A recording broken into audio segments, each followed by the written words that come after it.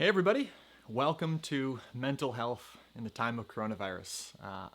I am David Carrion. Some of you know me personally, some of you may be my patients, some of you may have heard about this through a third-hand shared link, but I'm glad you're all here. I want to introduce myself a little bit for those who don't know me. I am a psychiatrist. I am the medical director at Acacia Mental Health. I'm also the chief medical officer at a med tech company, flourish.tech. And I am also married to a woman named Abigail. She's going to be our moderator, and I'd like to introduce her briefly. Hi. This is Abigail. So she's going to be helping with the Q&A section, but wanted to do that introduction right now. I'm so glad that you joined me, and I'm so glad that we're going to go through this together.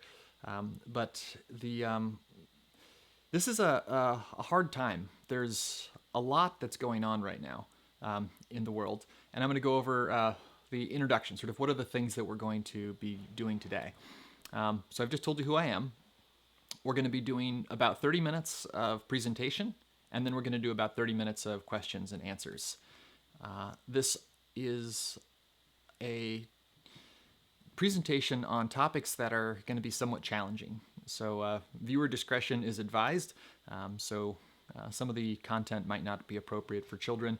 We are going to be talking about difficult topics, including trauma and ideas of suicide. So if these things are upsetting, do consider tuning in to a different presentation. Okay, so we've got a live chat going also. So you've been in chat rooms before, so please just be polite, and we have a few friends who are helping to moderate that. So if you don't play nice, then we're going to have to ask you to leave. We can even put you in timeout, which is kind of fun.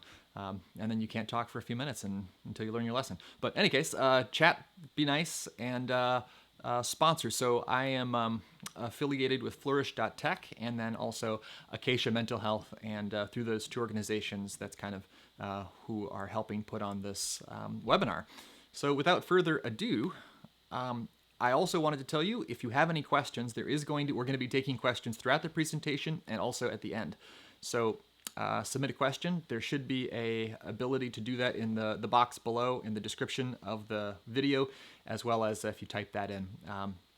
You can also chat in the chat window, but of course that's not anonymous. So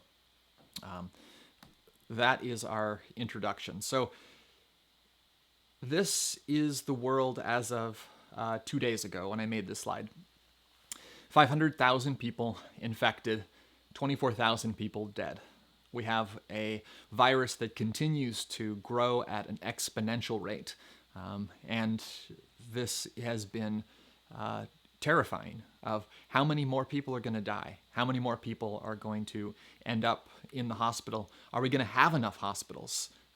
Are the people who are taking care of those who are suffering, is there enough support for them? There are just so many questions that are raised by this virus, and not just the virus, but also, and this is our county. This is Santa Clara County. They just actually yesterday put out a really cool dashboard that helps you track what looks to be yet another place where cases continue to grow day by day. So we are in an unprecedented time, certainly for most of our lives.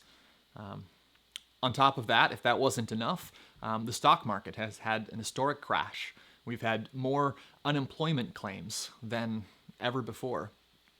And some of you, almost everybody listening has been impacted by the financial changes.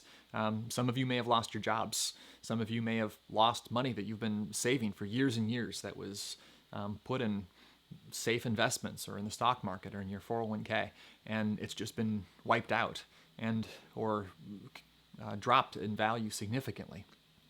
And that's incredibly difficult to deal with. We don't know what the economy is going to look like in days or weeks or months, but it's going to be different, and in many ways likely not for the better. There are hard times ahead of us financially. And then there's the mental health impact. So this is a survey done by the American Psychiatric Association.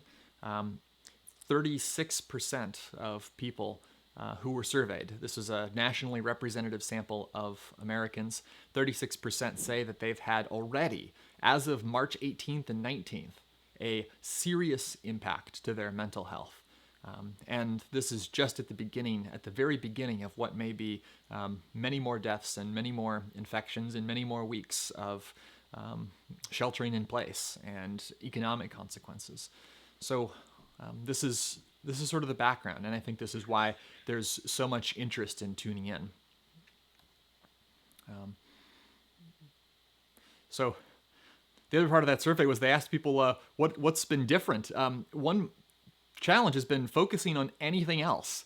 So trouble concentrating on anything but coronavirus. Nearly 25% of people said that they had trouble focusing on any other activity besides coronavirus. I know that I've been guilty of refreshing my Twitter feed faster or more frequently than was necessary to do my job or get the information.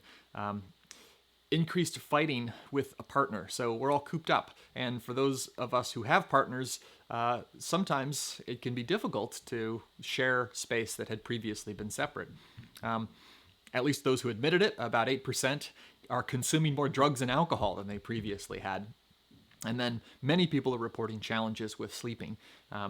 And this can be in both directions. I've heard of some people having trouble sleeping at night because of the worry, and others sleeping way too much and being much less active than they otherwise would be.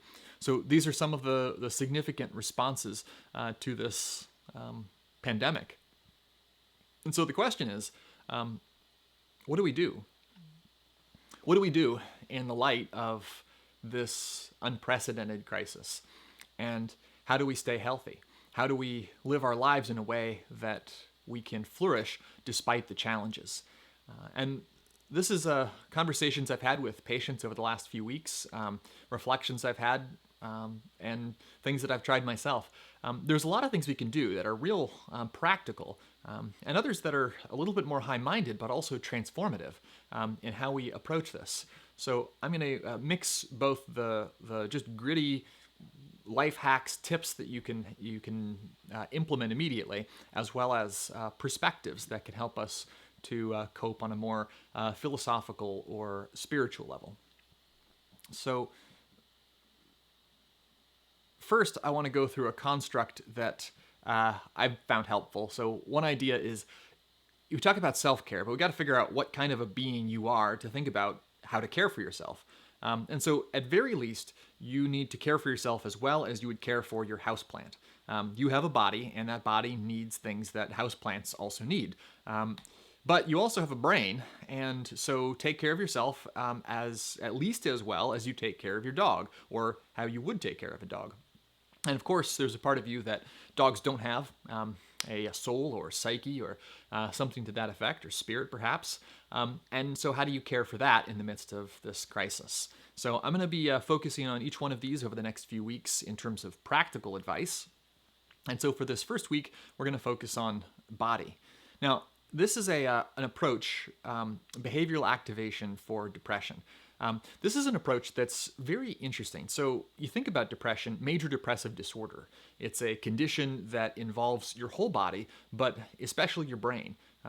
There are very significant changes that we can detect in hormones and in your ability in your neural circuitry. And when we think about that, we think, well, the solution must be really complicated.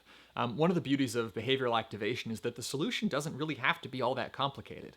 Behavioral activation is an approach of just taking people who even have not just minor symptoms, but very severe, or at least moderately bad depressive symptoms, and trying to take the freedom and flexibility that they have to make choices and apply that in particular ways, namely schedule activities, and trying to do things in a scheduled and regular way. So participating in going for walks, spending time with people, trying to make sure that those things are happening. And that is actually an evidence-based, effective treatment for major depressive disorder. And so for those people that might not have it quite so severe, this can be an incredibly effective approach.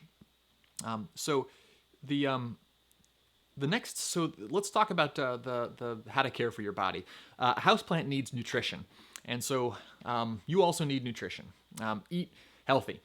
So we all kind of know this. On one level, we know what are healthy foods and what are not healthy foods. But sort of as another aside, we need to be have grace for yourself during this time.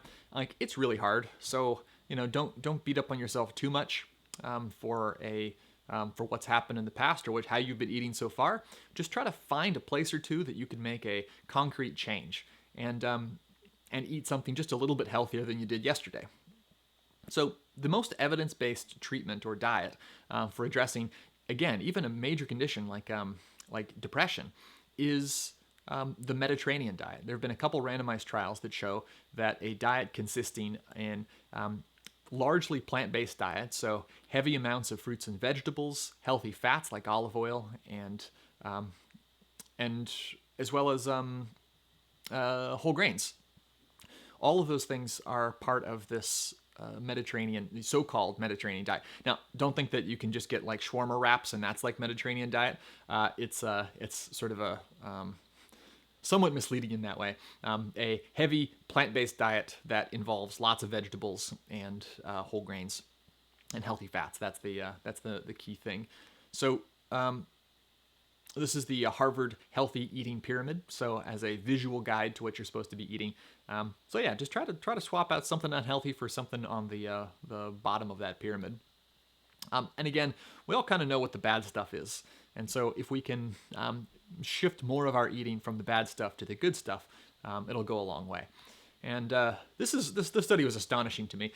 You randomize people to a diet support group. Again, these are people with major depressive disorder. Simply randomizing them to a diet support group had an effect size that was like enormous. So normally we're used to effect sizes in the 0.3 or 0.6 range, and an effect size is more or less how much does the standard deviate. How much do people move compared to the standard deviation of the population. It's a measure of how effective a treatment is.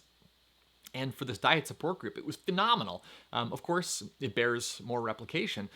But all that said, just simply improving eating can go a long way to helping you feel better. So this brings us to life hack number 1. Don't eat crap. Okay? Just don't eat crap and you'll feel better. And again, a lot of these things are not surprises, but let's just be more mindful of how you eat and why you eat. And if you do eat like crap, try to eat less like crap tomorrow. So that's life hack number 1. Thing number 2, a plant needs light and so do you. This is also one of the most astonishing findings. This is one of the biggest surprises in my scientific career, and I guess the whole world, was how much light and clocks and keeping track of time is so integrated into our biology. So from the clinical perspective, they used to think that it was, and in fact, they did experiments on people with seasonal affective disorder. And these are people who get more depressed during the winter when there's less light. And so they said, hey, I know, how about we just shine a really bright light in their face every day?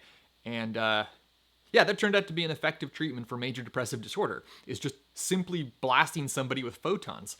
And it works. And so, there's a really cheap source of photons, and it's outside your door every day. So they've even shown that it's effective for treatment of major depression as well, even without a seasonal component. So the other thing that's astonishing here is that it's not just your eyeballs don't just see things. They also help communicate to your deep brain about how things are going. And so your deep brain is able to communicate things about where things are having the light communicates to your retina, the retina communicates to your deep brain, and that communicates about whether or not you should be awake right now. So as light comes in, it then sends signals to the other part of your brain. And the astonishing thing here is that 40% of your cells, 40% of the cells in your body are regulated by circadian clocks. And this, again, is astonishing. This is also why jet lag hurts so much. This was a Nobel Prize in medicine in 2017.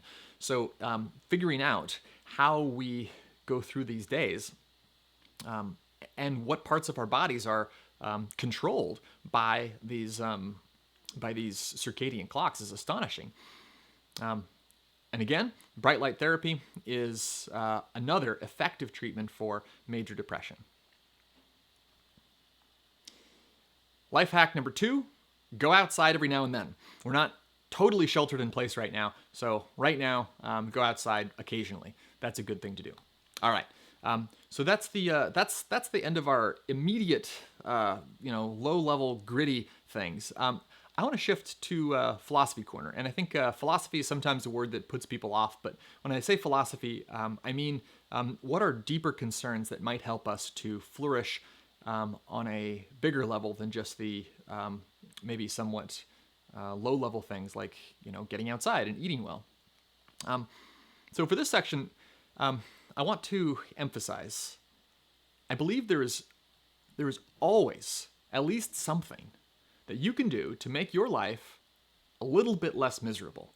Now again, I don't think that everybody can be happy always, but I do believe that there's always something that you can do, and that's especially true of your thoughts, of the thoughts that you're thinking every day, the thoughts that you let in and out of your mind. You can always shift those to make yourself feel a little bit better.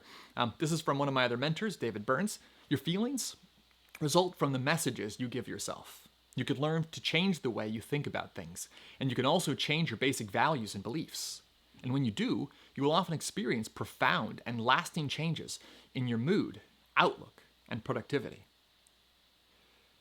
And this is a profound idea, that your ideas affect these things that we think of as maybe just biological or as our innate nature. That these things might have to do with the messages that we're getting and the messages that we're telling ourselves. And so what I want to do next is sort of go to a different time and place, a different crisis, a different group of people. And why am I showing you a picture of London from the sky in 1940? Well, I'm going to talk about the Blitz. So in the middle of World War II, or I guess before the beginning if you're an American, but London, the Nazis started bombing London. And it was a bombing campaign, the likes of which had not been seen. 43,000 civilians were killed over the course of just a few months of bombs. Bombs would be dropping all the time at night. They would do these raids at night, and you didn't know where a bomb would drop. You didn't know if that was going to be your last day. You didn't know if your house was going to be there after you got out of the bomb shelter during the day. And 43,000 people were killed. Now, part of the expectation was that it wasn't just going to be people killed. Part of the intent that the Nazis had was to cause neurosis. They called it bomb neurosis, and they expected 3 to 4 million people would end up with bomb neurosis, always fearing whether or not they would be killed in the next day and the next moment. And they were preparing for and the Nazis expected that this would end the British ability to produce tanks and planes, that if they scared the British public enough, that would result in millions of psychiatric hospitalizations. And so the British produced all sorts of messaging. This is one that was not very well. They printed, I think, more than 2 million posters. Ended up not really distributing them, and these were found and, of course, are the source of many wonderful memes. But this really was a message that was being given to the British public. Keep calm and carry on. Even if your house has just got bombed, even if your friend just got killed, just keep calm and carry on. So to investigate the consequences of this, the British recruited a particular person. You may recognize the man on the left. Those of us who are psychiatrists had better recognize him. That's Sigmund Freud, and his daughter, Anna, is to his right, or his left, the right on the slide.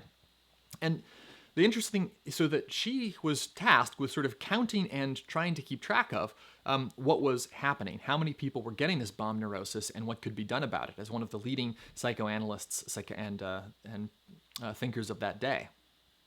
What was the result? 2.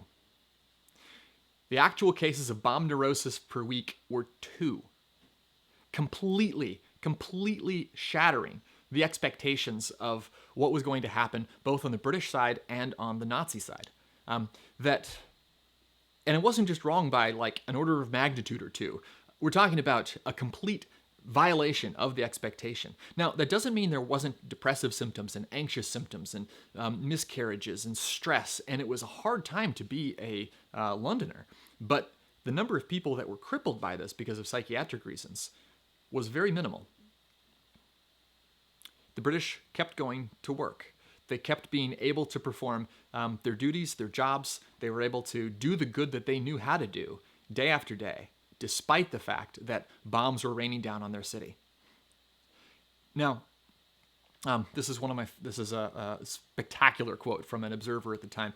By every test and measure I'm able to apply, these people are staunch to the bone and won't quit. The British are stronger and in a better position than when they were at its beginning. This is from an American observer, and then this is from Wikipedia.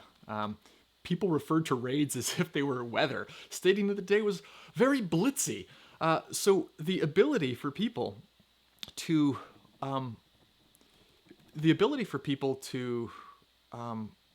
go back to work despite terror is an astonishing feat.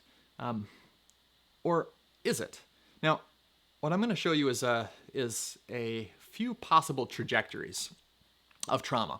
There's a lot of theories, and this is a very complex area. I'm going to give you a few ideas, and this is to review a very complex field. Number one, the suck it up theory. Now, this is what many of you may have grown up with. When you had your normal life and you were living, and then after a certain amount of time, something bad happened, and you were expected to just suck it up and keep moving. That's a common theory. That's in fact maybe the traditional theory of trauma, that bad things happen, suck it up, keep moving on. Now, we know and that trauma can cause permanent or at least long-lasting psychiatric problems. One of these is post-traumatic stress disorder. And so what this is some people, a small minority often, experience some traumatic event and then have lasting consequences. Symptoms like re-experiencing, flashbacks, avoidance of the original things that reminded them of the original trauma. And that this was a very difficult condition to treat. And sadly, some people got it and some people didn't, and it wasn't quite clear who was who. And this is something that I do treat in my practice, and it's a common thing as part of the day-to-day of what psychiatrists do, is take care of people who experienced PTSD. Now, I actually found a paper on SARS, the actual, the original, way back in the day. The chance of developing PTSD after developing and recovering from actual SARS, not just like people around you got SARS or you got a mild case of COVID-1 or COVID, whatever it was back in the day. We're talking about like full-blown, actual severe respiratory acute respiratory syndrome, and 4% develop PTSD. Now, that's bad, but it is on the scale of other very difficult things. For example, giving birth. Giving birth has a rate of developing PTSD around 3%. Now, not to say that one is bad, one is worse than the other, but it's to say both of these things are very difficult, and it is common for humans to have challenges in overcoming very difficult events. Now, another idea developed that maybe it wasn't just bad things that happened, maybe it was also good things. Maybe you could grow as a result of trauma. And so they developed a questionnaire some years ago called the Post-Traumatic Growth Inventory that had questions like, I have a greater appreciation for the value of my own life. I'm able to do better things with my life. I established a new path for my life. I have stronger religious faith. I discovered that I'm stronger than I thought I was. And I learned a great deal about how wonderful people are. So these are measures that the trauma that was occurring wasn't just all bad. It wasn't just something that was a negative. And so if you look at somebody that actually, so this is the idea that some people got PTSD, some people didn't, and some people had post-traumatic growth. That was one idea. But as they started looking into it, it was more complicated than that. So here's a study of adolescents that experienced an earthquake. It was a terrible earthquake in China. And they surveyed this group of teenagers, and the average age was 12, and sort of around that age, a few years up and down. But these were significant. This was a significant trauma. Over 60% of these kids had their homes destroyed. Only up to 9%, nearly 10%, actually got trapped in this earthquake. And then 12% actually knew somebody who died in this earthquake. So this is a relatively serious event. We're not talking about just a minor trauma here. And then they looked at them. They found actually that there were three groups. There was a group that did quite well, the resilient group, that had post-traumatic growth without actual post-traumatic stress. There was a smaller group, 15%, that had both post-traumatic growth and post-traumatic stress. And then there was a group that seemed unaffected. They didn't seem to grow. They didn't seem to have stress symptoms. They were fine. But what they found was that in their grouping analysis, there wasn't a group of people that was statistically significant that had all negative. Now, this is one study in one place at one time, but I think it speaks to the same thing that we saw in London, which is under certain conditions, with certain modes of thought, a lot can be done. You can transform a traumatic experience into something good. And some people will suffer indeed, but that depending on how we as a society respond, and depending on how the people respond, there can be dramatic improvements in how people feel and what the ultimate outcomes are. So I want you to remember this photo. I want you to remember people going to work, people doing what they could do, the good that they could do, despite the challenges. And reflect on that this week as you go about your day, whether that's sheltering in place or going to a hospital or taking care of kids or makeshifting a homeschool. Do what you can do despite all of the challenges around you. And so we're going to be transitioning now to a time of question and answer. So again, if you haven't asked a question yet, please feel free to submit it either by the link here or in the survey link below. You can also use the chat box.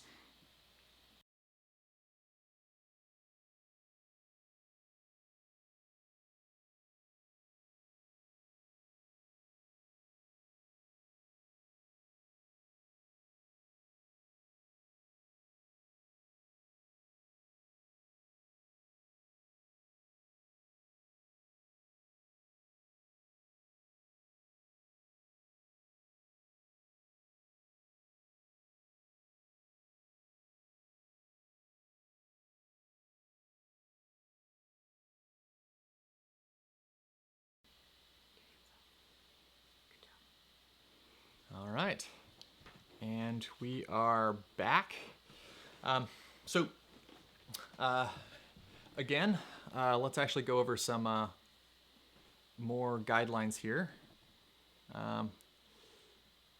So again, I'm David Carrion, and this is my wife, Abigail Carrion. We're going to be going through questions and answers. I'm going to do my best to answer questions from a variety of perspectives and challenges. Please make your questions non-clinical. I can answer general questions, but if you have a specific clinical question, please talk to your own doctor. Again, be nice. Don't be rude in the chat, but it is open, so please use it. All right, and without further ado, here we are. Hello. Hi. Oh, it's been amazing to see how much engagement we have here. So many people are really invested in trying to flourish in the midst of unexpected crisis. So to start us off, the first question is, what happened to your beard? It was another casualty of the coronavirus. In order to be ready for my role in the hospital, I sadly had to shave it off. I'm going to try my best to regrow something that might be compatible with personal protective equipment. My apologies. My apologies. The loss is felt by all. But let's dive into the questions that are coming in. One thing that I think is really interesting is is not only have we already felt losses as our lives have been there's been an upheaval, but the future is a lot of uncertainty now. So how do we prepare for the anticipatory grief of loss in terms of people, events that are canceled, plans that are thrown off, some of which were really, really important for many people. So. Yeah, no, I think this is one of the biggest pains of what's happening. Countless weddings and also funerals and all sorts of conferences and events and sporting events and our lives have been disrupted in a major way, and they're going to continue to be disrupted for some time. And again, it's challenging even to know how long they're going to be disrupted for, and that's also an added component here. And I think that my answer, as best I can give it, is just when things are really difficult, just take it day by day. Do what you can today. Do the good that you can today. I remember my dad actually. I remember a story from when I was a young lad, which is apparently right now too. I look much younger without a beard, but when I was much younger, we were going on a backpacking trip, and it was day 2, and I was just so sore, and I said, I can't do it. I can't do a 50-mile hike. I am 13 or something. I'm not going to be able to do that. And he said, well, can you take one more step? And I was like, yeah, I could take one more step. I can't hike 50 miles. He said, well, just take one more step. It's okay. I'll take one more step. Well, can you take another one? Well, yeah, I could take another single more step. And that's sometimes what you got to do, is just break it down. Yeah, I think I'm going to go, I don't know what's going to happen. I'm stir crazy if I stay in this house for another day. It's like, well, you don't have to stay in it for another day. You have to stay in it today. And then breaking it down into baby steps. Right. I don't think I can make it to the end of the day. Great, make it to the end of the hour. So what happened what about Bob, with the baby steps? That still is an appropriate response. Yes, that is the peak of psychiatric advice. And then, with families, and there are all sorts of different contexts, but when it comes to young children and teenagers, one person wants to know, how can they help them to cope with their anxiety regarding the virus itself, and then also, cabin fever, I think of The Shining, when Jack Nicholson and his wife and small child are what could go wrong? We're just going to be, retreating, and I'll get my book written, and one thing leads to another, and yeah, so what do we do with all those dynamics? Hopefully it won't be that bad. No psychoses. I hope. Hopefully. I hope it isn't that bad. I know coronavirus is a scary thing, but I'd say that the answer to that is also challenging. I think the good news is that it seems that kids are more resilient than adults. So that's good news. But all said, we're all going through this trauma together. We're all going through this challenge together. Yeah. And I think that the advice for adults applies to certainly teenagers. Trying to explain it to people at the level that they can understand is entirely appropriate. Not hiding things from them, but also not exaggerating things. There's a lot that's unknown. We don't know how many people are going to die. We don't know how many months or weeks or days we're going to be locked down. And kids really just pick up on the feelings in the room, how you make your home feel, and what things the parents are focused on in front of the children will make them feel better or worse about what's going on, and being able to carry on with their day. Carry on. Yes, but that's exactly right. And I think as best as, and this gets to this, the story with the Londoners of, what is the story you're living in?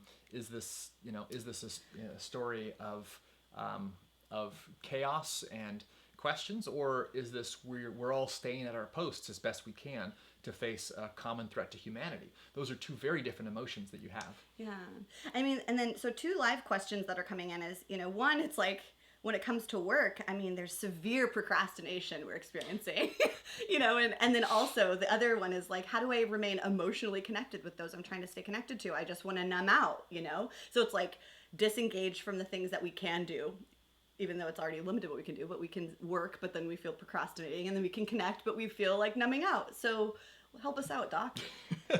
Yeah, no, procrastination is the temptation of procrastination from working at home, if you've never done that before, is real. I don't want to say that I have any personal experience with this whatsoever, but yeah, no, it is a new set of challenges that we're facing right now. Of how do we live a new way of life, and all of a sudden, I think, and this gets to some of the stuff I was talking about today. Our bodies love routine, and scheduling things is incredibly important. And this also gets to how do we schedule our work time. Don't schedule like a block of 7 hours of work. You can't work for 7 hours. That's crazy. Work for an hour and then take a break or go for a walk. Figure out what works for you. Figure out how much time it takes you to do these things. Give yourself grace that you're not going to be as productive as it is. We're going through a lot right now, so you can chill out. You don't have to be like.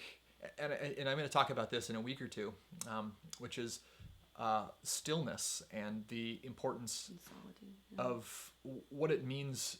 We've been sort of going as a civilization for a long time, and just now we've got to stay at home. And what does that mean for who we are and what our identity is? So it could be an opportunity to try to switch from procrastination to other sorts of quiet activities. So instead of feeling guilty for the things that you're not able to make yourself do the things that you're sort of like feel more flow state about in that kind of environment. Yeah. Another thing that's thinking forward about how some people who have OCD have already been caring a lot about cleanliness and sanitation or these certain things to protect themselves in threats and in society. And with everything that's going on, even if we go back to like some semblance of a new normal, there could be psychological effects in society regarding, fear and just, not wanting to be close to others. So how can we prepare for either the exacerbation of symptoms for those who have OCD and similar diagnoses, as well as sort of the increased strangeness of our social interactions moving forward? Yeah, no, it was hard for me to adjust to the elbow greeting, as opposed to the handshaking. I love, but hey, you got to do what you got to do. I like the fist bump. The fist bump? Yeah. Oh, but you get bacteria transmission or virus transmission on the knuckles. No, not the virus transmission. I don't want to get the rounds. No. That's what I call it, the COVID. So yeah, we need to but for the OCD, it's a good question. And I think the question around for somebody struggling with OCD, the challenge is you've got a voice in your head telling you to wash your hands all the time in some cases. And so how do you know which of those are good signals and which of those are bad? In fact, the circuitry that we're all employing right now to make sure we wash our hands a lot is the same OCD circuitry that kind of runs out of control when you have the disorder. So it's, that circuitry is there for a reason. And it's exactly these scenarios is how do we stay clean? Now, the question, if you have OCD, is how do you figure out exactly how many times to wash your hands? I think the two principles are, one is, I think the big idea is, this comes from Jeff Schwartz, a mentor of mine and expert in OCD. Consider somebody that knows everything about you and knows everything about the world and the actual risks that are there, and loves you, cares about you, and gives good advice. What would that person say is the appropriate number of times to wash your hands, or a reasonable number of times to wash your hands? If you happen to be Christian or a theist, that imaginary entity actually is not imaginary, but is God or the Holy Spirit, and you can pray about it. You can ask or consider or consult what is the right thing to do in this situation, and that goes for all of these responses, OCD or not. If you are afraid, are you appropriately afraid? I mean, some amount of fear is necessary and good. These emotions are there for reasons. Some amount of grieving and sadness is good. But what is ideal? And so, again, from a practical standpoint, if you have OCD and you don't actually know, it's also reasonable to ask your friends, like, how many times are you washing your hands? Yeah. So then there are like two ends of the spectrums that we need to address that have been coming in questions. And One is what do I do if I am struggling with guilt because I'm an essential worker and I need to be, I'm getting potentially exposed, and then I have family to take care of, family that I live with, family to care for, and also just so there's that, right? Like the sense of anxiety about who could I potentially be exposing. I know that there was even a nurse who killed herself because she was afraid that she would transmit the virus that she tested positive for. And, so how do we prevent, decisions that are further harmful, like in situations where there's a risk? On the other hand, what do we do if we're like completely alone, live alone, and you literally don't have human contact? We were talking about the sociological changes of in the public square of shaking hands or whatever, but just in your personal life, you're no longer getting hugs or anything. Like what can we do to kind of stay sane and wrestle with the loneliness? I think that taking that first question, I think this goes to just how much we all what a debt of gratitude we all owe to all of the people who are making these sacrifices, both personally but also their families. And so it's it's enormous, and I think that I for the most part get to avoid most of the risk by mostly being outpatient psychiatry and mostly being able to avoid the face-to-face contact, but do have some risk when I work in the hospital now and then, staffing the emergency room. But I think this is a thing to talk about and a thing to discuss with your family. I think I know some people have moved out into the garage for the time of the virus, and other people have chosen to risk it and stay in the same space as their loved one. I think part of it is recognizing what the actual risks of transmission are, and how frequently is it that family members get it? How severe is it if your family members get it? It might be an entirely different story if you're living with two 90-year-old grandparents as opposed to a younger spouse. But again, these are all things to talk about. That of course, when you come home from the hospital, you are putting a person at risk, or even coming back from from the fields. I know a lot of people are food production is something that's very important, and farm workers and people who are packaging and people who are shipping and people who are working at the grocery store. I mean, these are all people who are at risk, and it's not just I love doctors, but it's not just us who are keeping things rolling while we're all trying to shelter in place. So recognizing the sacrifices, making informed decisions with your family about what risk and what things to do. But then also recognizing that other unsung heroes of this are the spouses of people who are essential workers. They are, maybe you don't have a garage, maybe you just have a studio. And you don't really have an option but to be exposed, whether or not you like that. So that's on the side of what to do if you have a family. In terms of if you're isolated alone, that's also just a really challenging thing. I mean, I think I've heard a lot of suggestions on this front. I mean, there's the stuff that people talk about a lot, which is just more Zoom meetings, like Zoom happy hours and video conference brunches, and I've really had a lot of fun at the last week or two. Going to Zoom happy hour, Zoom brunch, or Zoom everything. But of course, that kind of gets old quick. It's exhausting. It is kind of exhausting. Yeah. It's like all the exhaustion of social interaction and none of the the warmth of being near the person. So so it's a challenging thing what to do. And I think I've heard some people even ask, do I want to have somebody that's a close friend move in and we'd ride this thing out together? Or I've had other people talk about risking one or two interactions. And certainly as we know more about the transmissibility and prevalence, certain social interactions we're going to be able to evaluate how risky those sorts of things are for, say, one-on-one dinners or things like that. But for the time being, as we're sheltering in place, it's rough. And so I did have an older patient tell me that she made it her policy to call 2 people per day, and that was what she was going to do to stay connected. I also think that the sort of micro greetings on the street, the sort of giving each other just really massive births just 12 feet away, and just, wave at the person on the street, and just the it's when I drove to the hospital the other day, I had to wait for like a few minutes because there was so much pedestrian traffic behind my car to pull out. So like it is a strange time. So do what you can to have these minor social interactions too. Yeah. Do you expect that the current environment and situation is going to create trauma responses or trigger responses, and how do we mitigate that? This is, I think, the thing I'm most concerned about, and I think is my biggest concern, is that there's a lot of major changes that we're going through right now, and I think that we've seen things that are, maybe even bigger, like, Nazism taking over the world, or, 40,000 people dying in your own city from bombs, or, things that happen all over the world.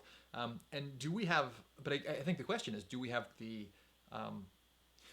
a shared story that will help us to explain that, to help us get through that?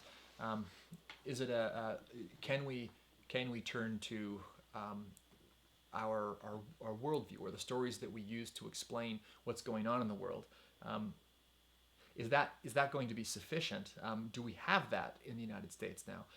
And I think that's maybe the most important thing from a psychological perspective that we can kind of collectively do, is try to figure out, how do we respond to this? Is this the world coming together as one to face an opponent or an enemy that is ultimately going to be overcome, and some of us may die, but we'll fight on? Is that the story we're living in, or is the story we're all going to die, and this is terrible, and we are betrayed, and there's nothing that we can do, and my tweet isn't working? Why isn't my tweet changing people's minds about what I think they should be paying attention to? There's no Twitter messiah.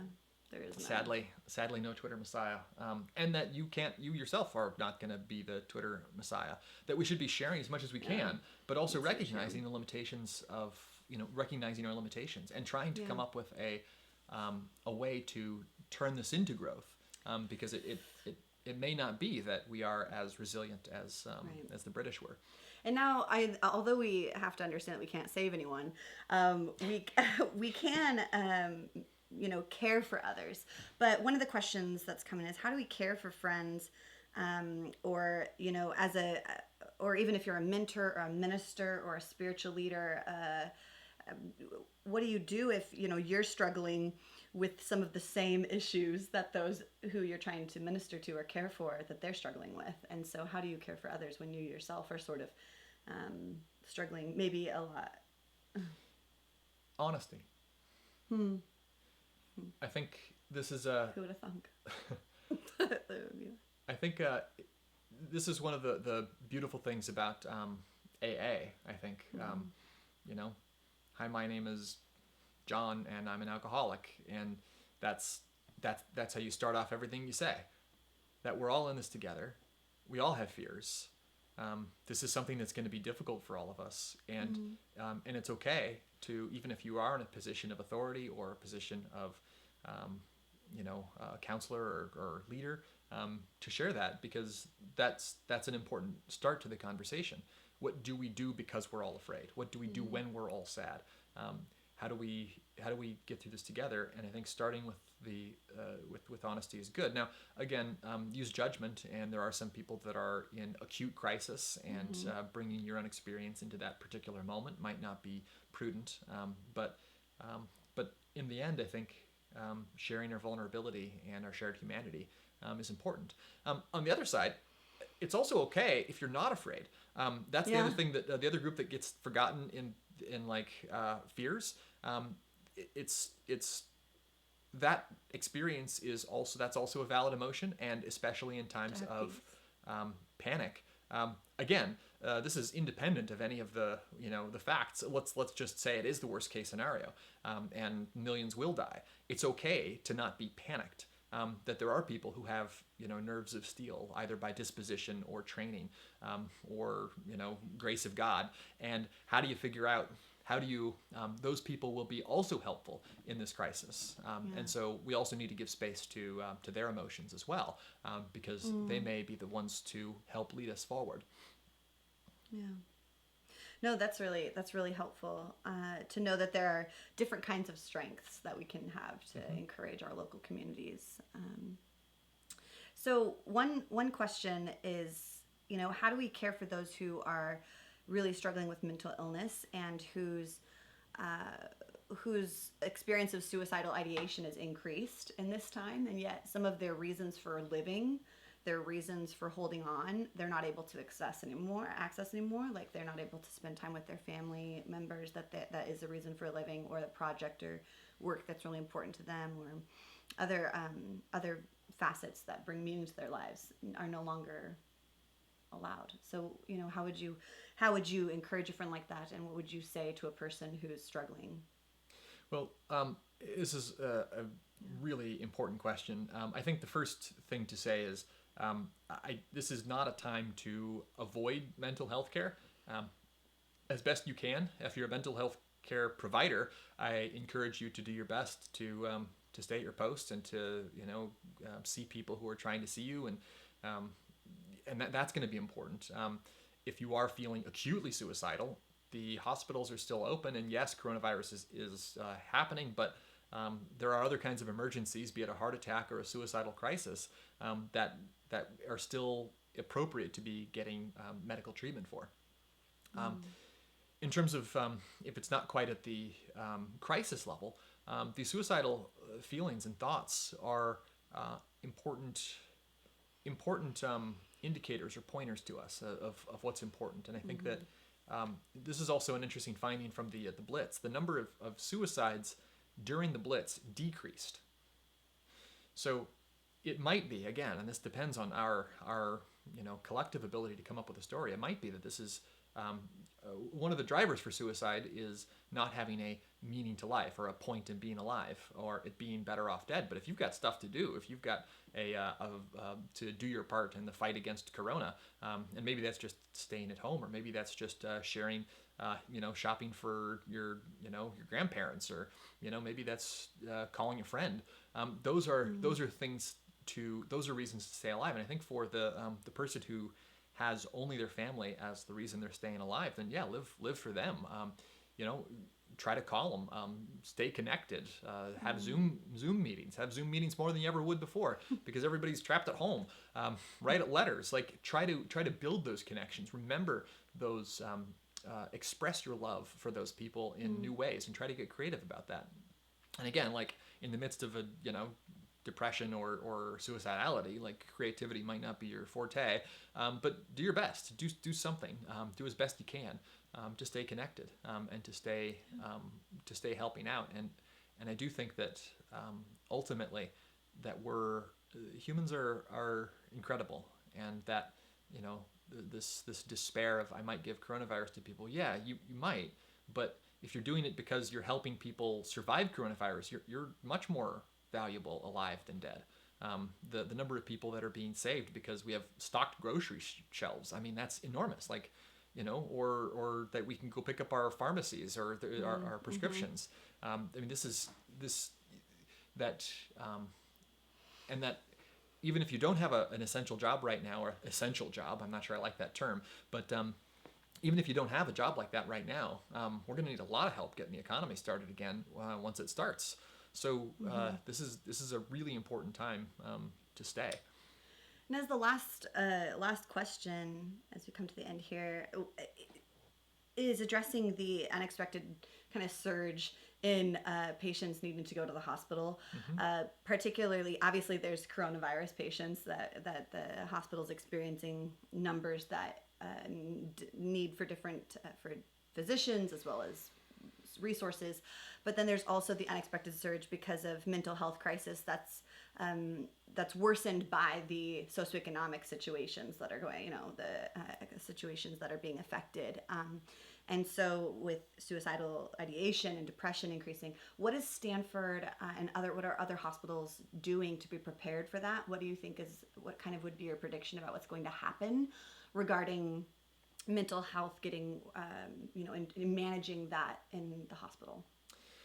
Again, this is another spectacular question. I think Stanford has done a great job of taking what was going to be a multi-year project of trying to transition to telehealth and doing it in like a week. So I do applaud my my institution for that.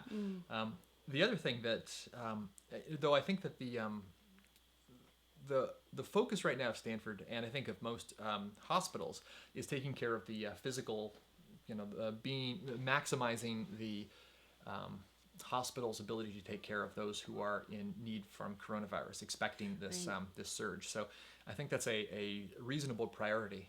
But I think in the months to come, it's terribly important to remember those who are mentally ill, and I think that there is a chance that's being forgotten or neglected. I think there's certain services that have shut down for fear of transmitting the virus, and so, for example, electroconvulsive therapy is sometimes critical for patients in acute distress, and some of these services are shutting down, and leaving patients that depend on them in a hard spot. So I think it's going to be important to get these essential psychiatric services back online at full bore as soon as possible. But at the same time, I am hopeful, and I don't know. I guess the answer is I don't know what the numbers are going to be moving forward, and I could see it going both directions. That it could this could galvanize us as a people. That the sort of trend in rising depression and suicide over the past 2 decades. This might be the thing that pushes us over the edge to say, oh yes, it is all despair and nihilism and meaningless, or it could be the thing to say, oh look, no, maybe we should come together and unify as a world or as a country or as a neighborhood to fight this thing. So but I think for those who are working in this field, just keep it up. This is it's not easy work. Thank you so much for spending time talking with us and pouring into the community in ways that are sometimes forgotten as other health stuff is being handled. So yeah, no, and thank you for helping with the moderation, and thank you all for joining the broadcast, the live cast. So next week I am going to be talking about solitude versus isolation, the neuroscience of socializing, ways to be connected when we're apart. So I'm going to be focusing on a lot of the social sides of this crisis and things that we could do in the midst. And if you would be so kind, please fill out this the survey. The link is below, the exit survey or follow-up survey. We really do want to make these things helpful for you. So yeah, it's down there. In the description, in the video description. The next webinar is going to be on Saturday, next Saturday at 2 p.m. So be there. And stay connected. Share, retweet, re-Instagram, share. I don't know how you Insta. What are you kids doing these days? But yeah, do be in touch with us, and thank you for joining us on our very first webinar. So again, please fill out the survey and follow us on social media. But have yourself a wonderful Saturday afternoon in quarantine. Shelter in place. Shelter in place. We're not quarantined. All right. Bye, everybody. Take care.